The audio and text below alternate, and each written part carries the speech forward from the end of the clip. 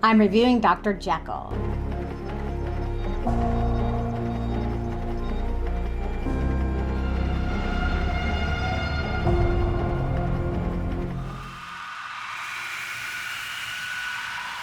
Dr. Jekyll is a new gothic horror film from Hammer. Yes, Hammer. And it is in theaters and on VOD right now. It is based on Robert Louis Stevenson's book, The Strange Case of Dr. Jekyll and Mr. Hyde.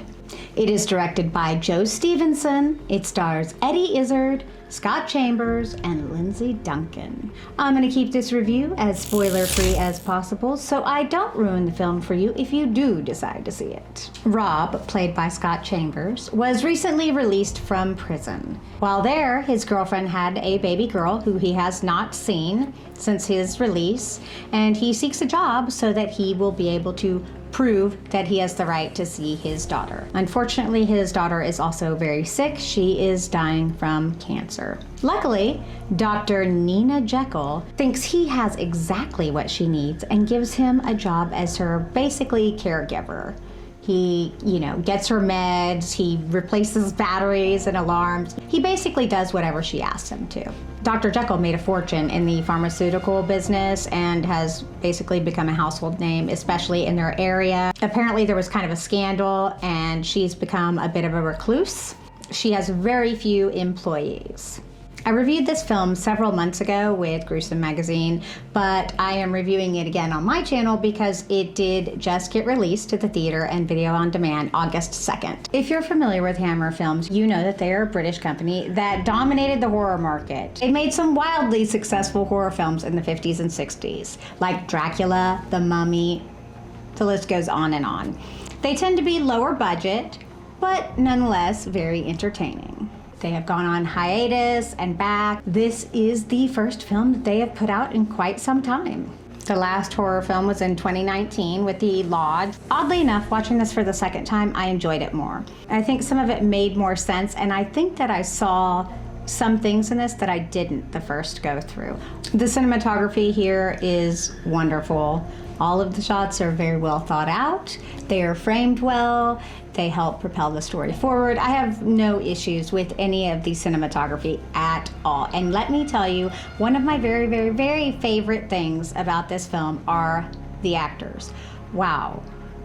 Eddie Izzard killed it as Dr. Jekyll. She really had such a subtle and nuanced performance. And in a gender-swapping role, that can always be difficult. It can be the focus. That was not something that was focused on at all in this film. And I found that very refreshing. And Lindsay Duncan, oh my gosh, I love this woman as an actress. I think she is phenomenal. I loved her recently in The Wheel of Time. She was in A Discovery of Witches, and one of my very, very, very favorite roles that she's ever played was in Rome, the series. Scott Chambers, as you may know, is Christopher Robin in Winnie the Pooh, Blood and Honey 2, not the first one. No, in the much better Winnie the Pooh, Blood and Honey 2, and I think he did a fantastic job as Christopher Robin, and I think he does a great job here as well. The way his character is written here, however, is a little annoying and a little weak, and that can get frustrating. He does seem much more timid, which is partially due to character and maybe also partially due to being intimidated by being around such powerhouse actors. But I think his acting in here is great. The film is mainly set in one location, a mansion or a country stately home in the English countryside, of course. And that is where Dr. Jekyll resides and where Rob comes to do his job. To be honest with you, I'm not sure if everything was actually shot in the home. The walls and everything look great. I loved the look of the set, if it was a set, or the home. It worked either way, and I bought the location and where they were at, and that this was a big, huge home that a very wealthy woman resided in. The story of Dr. Jekyll is different. How Mr. Hyde comes to be is similar but different. How Mr. Hyde exists similar but different, but I think that could be hit or miss with audiences. I really liked the direction that they took this in, because it gets a little crazy. It gets a little weird, it gets a little off the wall, and I do tend to like that. The story definitely didn't take the direction that I thought it was gonna take, especially in regard to Dr. Jekyll and Mr. Hyde. I did enjoy how they explained transitions from Hyde to Jekyll. I like the interesting take and twist. I really did enjoy the interactions between Rob and Nina. The interactions felt real, and when Nina is herself, she's very kind, and you can see that she wants to help. He finds himself in a situation where probably she's the only one that could help, because if he loses his job or gets in trouble, everything that he's worked for, as far as seeing his daughter, Ariana, is going to be put in jeopardy. And he definitely doesn't want that. He wants to try to rescue, to save his little girl.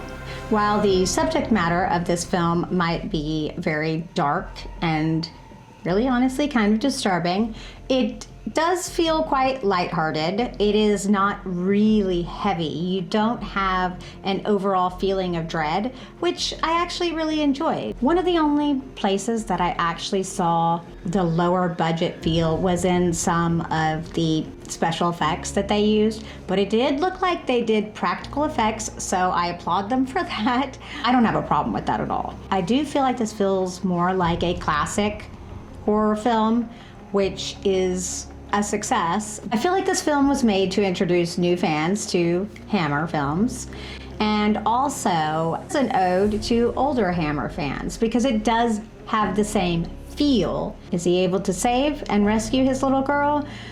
You have to see, you have to watch.